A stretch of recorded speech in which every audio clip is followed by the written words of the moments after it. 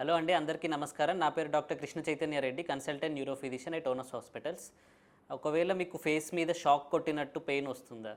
So ఇది normal simple dental pain, migraine pain కాదండి. దీని పేరు ట్రైజెమినల్ న్యూరాలజియా. ట్రైజెమినల్ న్యూరాలజియా అనేది ఒక నరం మనకి బ్రెయిన్లో ఒత్తుకపోవడం వల్ల వచ్చే అవకాశం ఉంటుంది.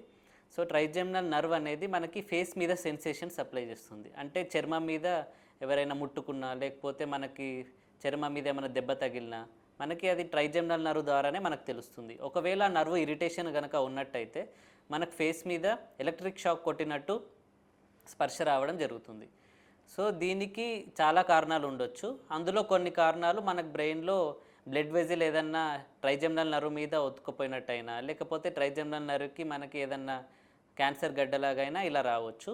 సో అది మనకు ఎంఆర్ఐ ద్వారా తెలుస్తుంది. అండ్ ఇది చాలా ట్రీటబుల్ కండిషన్ అండి. సింపుల్ మెడికేషన్స్ తోటి దీన్ని ట్రీట్ చేయవచ్చు. ఒకవేళ మెడికేషన్స్కి ఇది రెస్పాండ్ అవ్వకపోతే అప్పుడు మనం సర్జికల్ మేనేజ్మెంట్కి వెళ్ళాల్సి వస్తుంది.